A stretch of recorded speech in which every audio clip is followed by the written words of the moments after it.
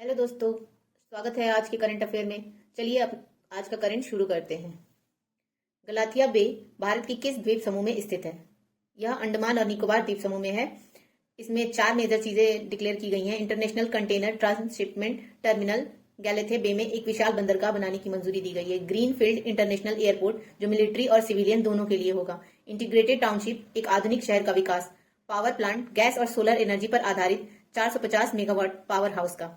Strategic significance होगा इसमें। Malacca strait यह दुनिया का सबसे व्यस्त समुद्री व्यापार मार्गों में से एक है। ग्रेट निकोबार में इससे बहुत ही करीब है ये। और चाइना को कंट्रिंग करने के लिए, चाइना की स्ट्रिंग ऑफ पर्ल्स नीति को जवाब देने के लिए ये बहुत ही अच्छी चीज होगी। इसीलिए ग्रीन नेशनल ट्रिब्यूनल ने इसमें कोई भी हस्तक्षेप ना करते हुए इसकी मंजूरी दे दी है।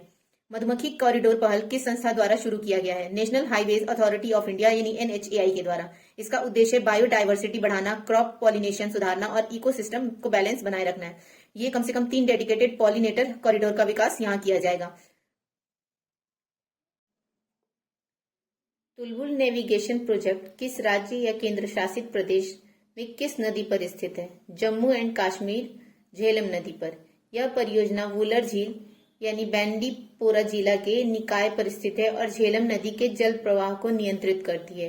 इसका ऑब्जेक्टिव है झेलम रिवर में साल भर नौ परिवहन बनाए रखना, लेक में मिनिमम वाटर लेवल बनाए रखना, फार्मिंग एंड इन्वायरमेंट को इससे लाभ मिले।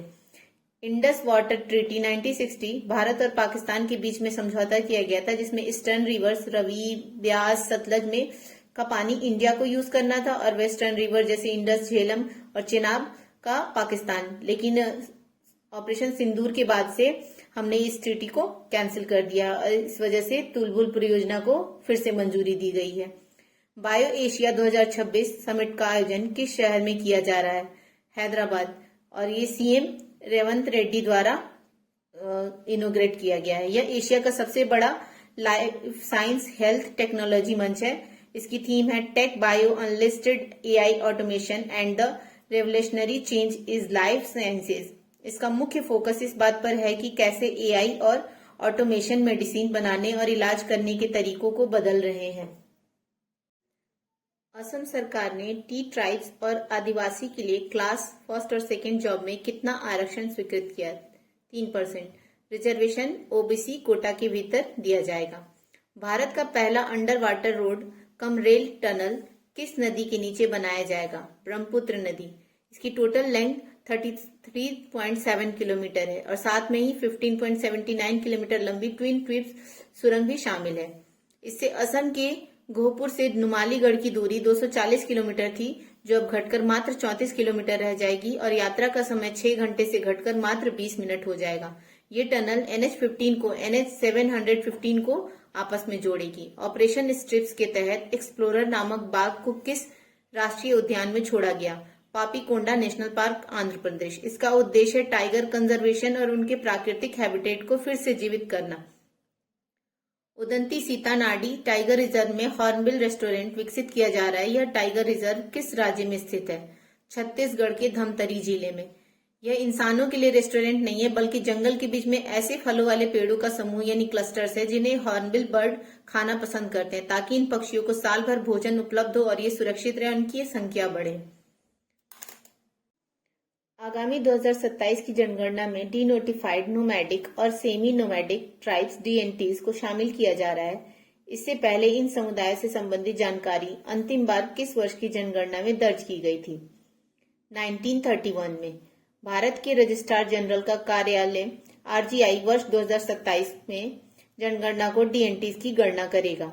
20 फरवरी 1987 को किन 2 राज्यों को पूर्ण राज्य का दर्जा प्राप्त हुआ? मिजोरम और Arunachal Pradesh. Mizoram 53rd amendment act 1986 से 23वां राज्य का दर्जा प्राप्त हुआ और अरुणाचल प्रदेश को 55th अमेंडमेंट एक्ट 1986 के तहत 24वां राज्य का दर्जा मिला।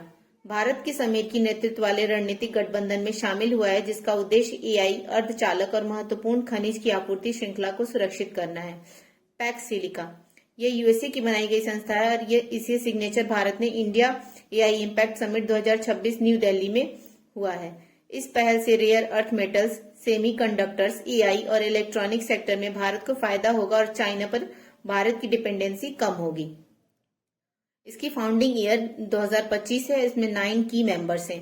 3 दिवसीय राजकीय इटखोरी महोत्सव का उद्घाटन कहाँ किया गया? झारखंड के चतरा डिस्ट्रिक्ट में।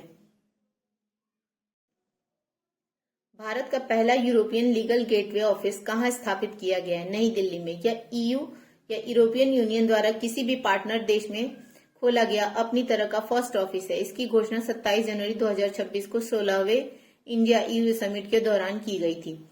वॉइस एरा को किस प्लेटफॉर्म पर लॉन्च किया गया? भाषिनी। यह एक open source voice AI stack है। Ministry of electronics and IT ने एआई समिट 2026 के दौरान इसे लॉन्च किया। ये एक मल्टी लैंग्वेज है। यह भारत की विभिन्न क्षेत्रीय भाषाओं में जवाब देने में सक्षम है। दिबांग बहुउद्देशीय परियोजना किस राज्य में बनाई जा रही है? अरुणाचल प्रदेश, दिबांग नदी पर। मिलान कॉर्टिना 2026 विंटर पैरालंपिक्स के लिए रूस पर लगा प्रतिबंध किस संस्था ने हटाया? इंटरनेशनल पैरालंपिक कमेटी आईपीसी ने। यह 2014 से लगा हुआ था। 6वीं राष्ट्रीय राफ्टिंग चैंपियनशिप 2026 कहाँ आयोजित की जा रही है? जम्मू एंड कश्मीर के डोडा डिस्ट्रिक्ट के शिवनोट में चिमनाब नदी पर। विश्व सामाजिक न्याय दिवस कब मनाया जाता है? 20 फरवरी को। इसका उद्देश्य दुनिया में फेयरनेस, इक्वलिटी और इंक्लूसिविटी को बढ़ावा देना। इसकी थीम है renewed commitment to social development and social justice.